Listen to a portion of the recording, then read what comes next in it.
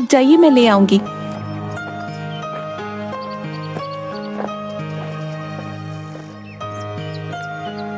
चंदू खेत में पहुंचता है। थोड़ी देर काम करता है, तभी खेतों की मेड़ों पर दो आदमी चल रहे होते हैं। उनमें से एक आदमी छाता लेकर चल रहा होता है। जमींदार करोड़ी मल और उनका मुंशी बाबूलाल। साहब, यह है चंदू। सुना है इसकी फसल बहुत अच्छी निकलती है। इस बार 8 बोरी चावल के लिए इसे बोल देते हैं। करीब है, 2 पैसा कमा लेगा तो दुआ ही देगा। ठीक है बाबूलाल, जाके इसे बता दो। जी मालिक। अरे ओ चंदू, सुन तो। क्या बात है बाबूलाल भाई? जमींदार साहब तुझसे मिलना चाहते हैं। मुझसे मिलना चाहते हैं? क्यों? अरे वो तेरी फसल खरीदना चाहते हैं। जा जल्दी जा। जी जमींदार साहब। आओ चंदू आओ। सुना है तुम्हारी फसल बहुत अच्छी होती है। क्या इस बार की फसल तुम हमें बेचना चाहोगे? बाजार के दाम से अच्छा दाम दे दूंगा। ये तो हमारे लिए खुशी की बात है साहब। तो फिर ठीक है, जिस दिन फसल ठीक से तैयार हो जाएगी हमें बता देना। हम आदमियों को भिजवा देंगे। तुम्हारी फसल काटने में वो सब तुम्हारी मदद करेंगे और तुम्हारे घर पर पैसे भिजवा देंगे। उसके बाद जमींदार चला जाता है। चंदू फिर से खेत में वापस आकर काम करने लगता है। थोड़ी देर बाद मीना वहाँ आ जाती है। सुनिए जी, आ जाइए, आपके लिए खाना लेकर आई हूँ, और हाँ, साथ में लस्सी भी लाई हूँ। आता हूँ। इसके बाद चंदू मीना के पास पहुँच जाता है। लाओ लाओ, बड़ी भूख लगी है। लीजिए। मीना, जमींदार जी आए थे। जानती हो उन्होंने क्या कहा? क्या कहा? उन्होंने कहा कि वो हमारी इस बार की फसल खरीदना चाहते हैं और बाजार से अच्छे दाम भी देंगे। ये तो बड़ी खुशी की बात है। ये सब माता रानी की कृपा से हुआ है। मैं कहती थी ना, एक दिन सब ठीक हो जाएगा। माता रानी करे ऐसा ही हो। इसके बाद दोनों घर चले जाते हैं। इसके बाद चंदू सो जाता है। चंदू शाम को उठा और घर के आंगन में लगी क्यारी से सब्जियां निकाली। मैं ये सब्जी बेच के आता हूँ, ठीक है? सुनिए, आप समय से आ जाइएगा, रात होने से पहले। ठीक है। उसके बाद मंडी में सब्जियां बेचकर वापस आते वक्त एक मछली के ठेले के पास। मछली कैसे दे रहे हो भाई? भाई चंदू सुनो, तुम ये दोनों ले जाओ 100 रुपए में। मुझे जरा जल्दी घर जाना है। ये लो भाई 100 रुपए। आज मीना को कहूंगा मछली के गर्मा गर्म पकौड़े खिला दे। चंदू घर पहुंचा। अरे ओ मीना, कहाँ हो? ये लो मछली। आज पकौड़े खाने का दिल कर रहा है, जरा बना दो। जी हाँ ठीक है, लेकिन पहले आप हाथ मुंह धो लीजिए। इसके बाद मीना मछली पकाने लग गई। अरे वाह, तुम्हारा कोई जवाब नहीं। आहा, क्या पकौड़े बनाए हैं, वाह वाह वाह। इसी तरह कई महीने बीत गए। चंदू के खेतों में सोने की तरह चमकने वाली फसल तैयार हो गई। मीना, मैं खेत में जा रहा हूँ। जमींदार के आदमी पहुँचते ही होंगे। ठीक है। चंदू खेत में गया। चल चंदू, तैयार हो जा, बहुत काम करना बाकी है आज। जमींदार के आदमी वहाँ पहुँच गए। चलिए सब काम पर लग जाते हैं। सेठ ने कहा है जल्दी से सारा काम निपटा कर फसल चंदू के घर पहुंचा देना। सबने मिलकर फसल काटी और 8 बोरियां तैयार कर दी। तभी वहाँ मीना आई। ये क्या, इतनी जल्दी काम भी हो गया? मीना, इसीलिए तो कहते हैं कि एकता में बल है। जो काम मैं अकेला 2 दिन में करता, वो हम 4 लोगों ने मिलकर कुछ ही टाइम में कर दिया। इसके बाद सबने मिलकर बोरियां चंदू के घर तक पहुंचा दी।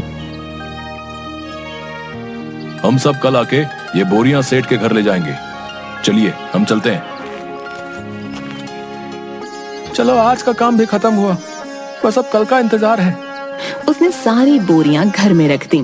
तभी आधी रात को चंदू के घर के बाहर कुछ चोर बात करते हुए। सुनो सबके सब, ध्यान से घुसना। अगर हम खाली हाथ लौटे तो सरदार हमें छोड़ेंगे नहीं। सब धीरे धीरे चंदू के घर से सारी बोरियां चुरा कर ले गए। अगली सुबह चंदू की बीवी, सुनिए जी, उठिए ना, देखिए क्या हो गया। क्या हो गया? चंदू उठिए, उठिए ना। क्या बात है भाग्यवान, ऐसा क्या हो गया जो तुमने सारा घर सर पर उठा लिया है? गोदाम से सारी बोरियां चोरी हो गई हैं। क्या? चोरी? कहाँ पे? गोदाम में आइए और खुद ही देख लीजिए। हे भगवान, ये क्या हो गया? जमींदार जी के आदमी कभी भी आ सकते हैं। माता रानी, मैंने किसी के साथ कुछ बुरा नहीं किया, फिर भी मेरे साथ ही क्यों? चंदू घर की सीढ़ियों पर बैठ जाता है। चंदू की आंखों से आंसू आ रहे थे। तभी वहां जमींदार के आदमी आ गए। अरे भाई चंदू, बोरियां तैयार है ना? नहीं भाई, कल रात को ही किसी ने अनाज की बोरियां चोरी कर ली हैं। ये क्या कह रहे हैं भाई? जमींदार जी कहीं गुस्सा ना हो जाए। तुम तो उनका गुस्सा जानते हो ना। चलो उनसे बात तो करनी ही पड़ेगी। चलो अब। चंदू बाबूलाल के साथ जमींदार के घर गया। क्या चंदू, तुम सब खाली हाथ क्यों आ रहे हो? जमींदार जी, कल रात को हमारे घर में चोरी हो गई। सुबह देखा तो गोदाम से सारी बोरियां गायब हो चुकी थी। कहीं तुमने किसी और को तो बेहतर दाम के चक्कर में नहीं बेच दी? नहीं जमींदार जी, मैं सच कह रहा हूँ। सेठ जी, एक ही गांव में रहना है हम सबने। भला झूठ बोल के कितने दिन बच पाऊंगा? ठीक है, लेकिन अगर मुझे पता चला कि तुमने किसी और को दिया है, तब देखना कि मैं क्या करता हूँ। कुछ दिन तक चंदू और मीना दोनों उदास थे। चंदू सब्जियों को बाजार में बेचता और जो भी कमाता उसे बहुत ध्यान से खर्च करता। चंदू खाना खाने बैठा। सुनिए ना, कितने दिन हो गए हमें इस तरह सब्जियां बेचते हुए, लेकिन हमारा घर मुश्किल से चल पा रहा है। घर के भी हालात ठीक नहीं है। हमारा गुजारा सिर्फ सब्जियां बेचकर नहीं हो सकता। पहले तो अनाज बेचकर हम अच्छे खासे पैसे कमा लेते थे, जिसमें साल भर थोड़ा थोड़ा करके घर चल जाता था। लेकिन अब तो हमें अगली फसल के पक जाने तक इंतजार करना होगा। आप बताइए ना, ऐसे कैसे घर चलेगा?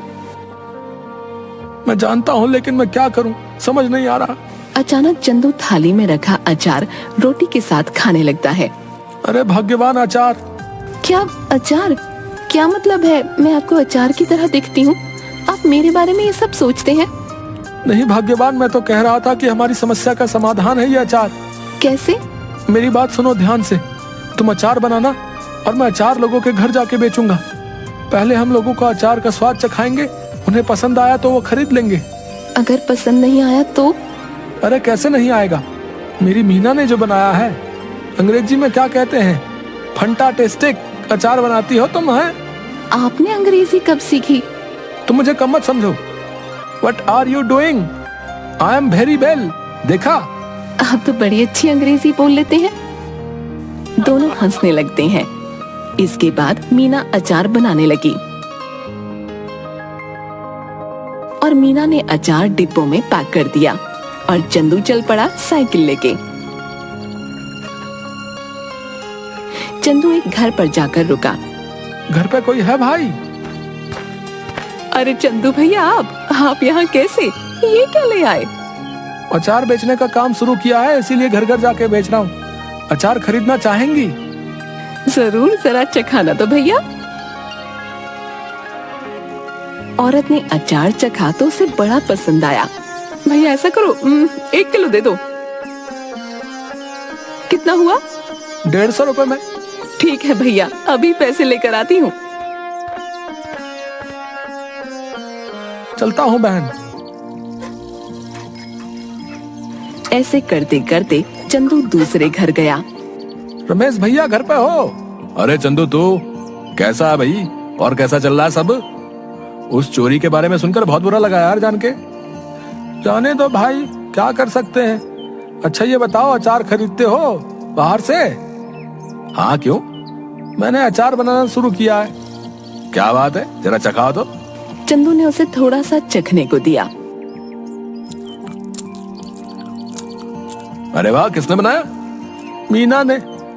भाभी को कहना बहुत अच्छा अचार बनाती हैं, बड़ा ही कमाल का। बताओ भाई, खरीदोगे? हाँ भाई, क्यों नहीं, दूसरों से भी तो खरीदता ही हूँ, इससे अच्छा तुमसे ना खरीद लूं। ये बताओ कितने में बेच रहे हो? 150 रुपए किलो। ठीक है भाई, 2 किलो दे दो। चंदू ने पैक करके दे दिया। धीरे धीरे उसका सारा अचार बिक गया। चंदू घर पहुंचा। मीना, आप आ गए? कैसा गया आज का दिन? किसी ने खरीदा कुछ अचार? कुछ तो नहीं खरीदा किसी ने। मैंने कहा था ना, मेरा अचार इतना भी खास नहीं है। आपका विचार ही गलत था इसे बेचने का।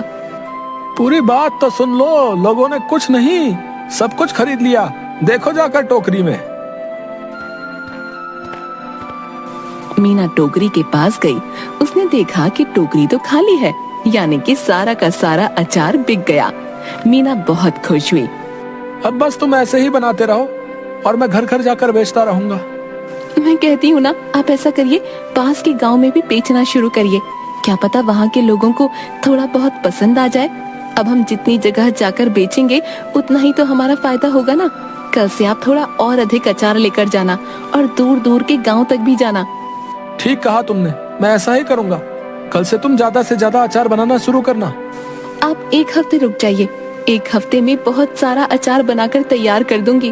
उसके बाद आप बेचना शुरू कर देना, क्योंकि अचार पकने में भी तो समय लगता है ना। ठीक है, तब तक मैं सब्जियां बेच दिया करूंगा। इससे हमारा घर भी चलेगा और हमें नुकसान भी नहीं होगा। इसके बाद मीना अचार बनाना शुरू कर देती है और कुछ दिनों तक चंदू बाजार में सब्जियां बेचता है।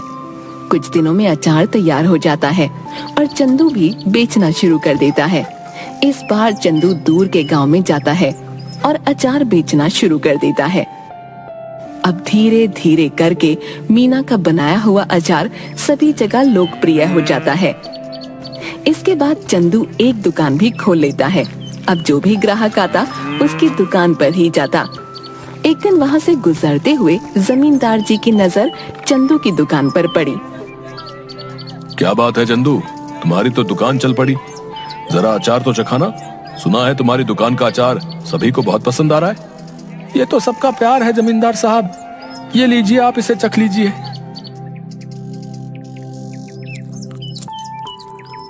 ये तो बड़ा स्वादिष्ट है।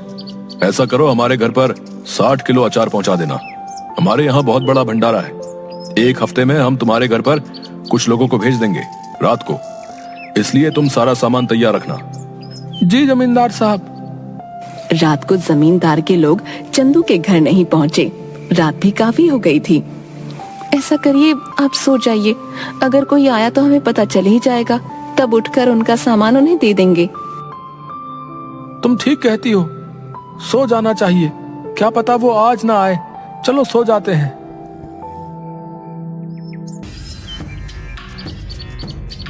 अगले दिन जब चंदू और मीना उठे तो घर में फिर से चोरी हो चुकी थी। इस बार चोरी अचार की हुई थी। सुनिए, घर में फिर से चोरी हो गई है। किसी ने इस बार हमारा रखा हुआ अचार चुरा लिया। चंदू उठा और जाकर अचार जहाँ रखा था वहाँ देखने लगा। मैं जमींदार साहब को बता कर आता हूँ। उन्हें कहीं और से पता चलेगा तो कहीं वो गुस्सा ना हो जाए। ठीक है, आप संभाल लेना सब कुछ इस बार।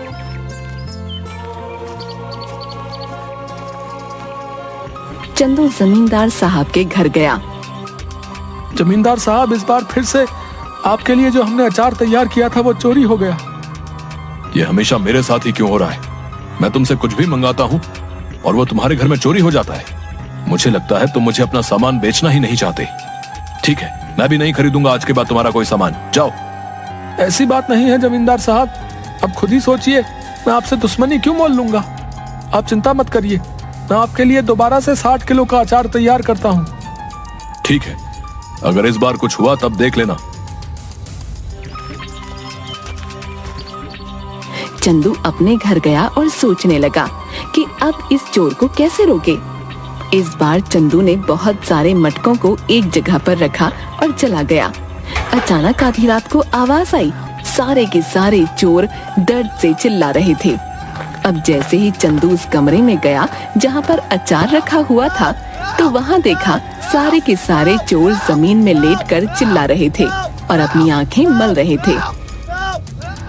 ये क्या कर दिया? कोई बचाओ हमें। पानी दो हमें कोई। अरे हमारी आंखें जल रही हैं। अब आया ना मजा? मेरे घर में जैसे तुम्हें आदत ही पड़ गई है चोरी करने की।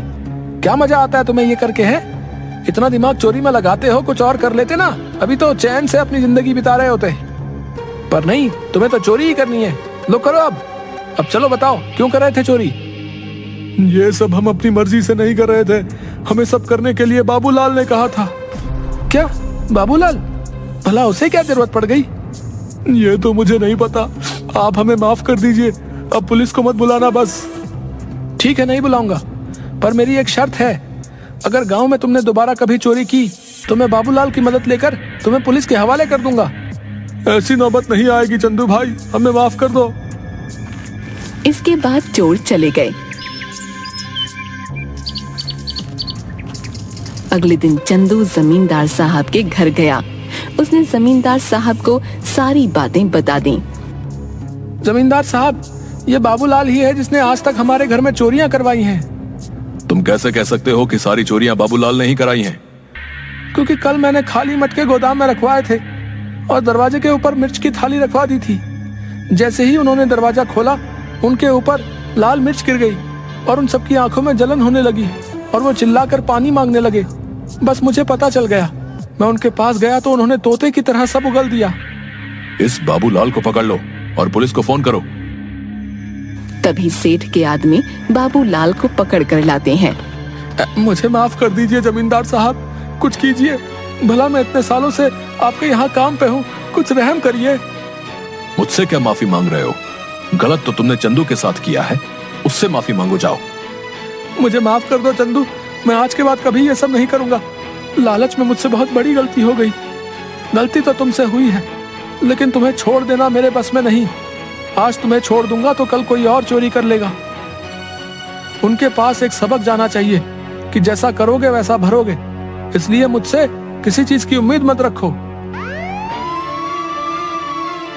तभी तो पुलिस वाले आकर बाबूलाल को गिरफ्तार करके ले जाते हैं। भाइयों, अचार ले आओ। बहुत सारे आदमी अचार के भरे मटके ले आए। ये लीजिए जमींदार साहब, इस बार आपके घर में हमारा सामान आखिरकार पहुंच ही गया। ये लो तुम्हारे पैसे चंदू। तुम सच में ईमानदार और मेहनती किसान हो, हमें तुम पर नाज है। आपका बहुत शुक्रिया सेठ जी। चलिए अब मैं चलता हूँ। इसके बाद चंदू अपने घर लौट गया और इसके बाद से चंदू के घर में कभी कोई चोरी नहीं हुई और चंदू का काम बहुत अच्छे से चलने लगा।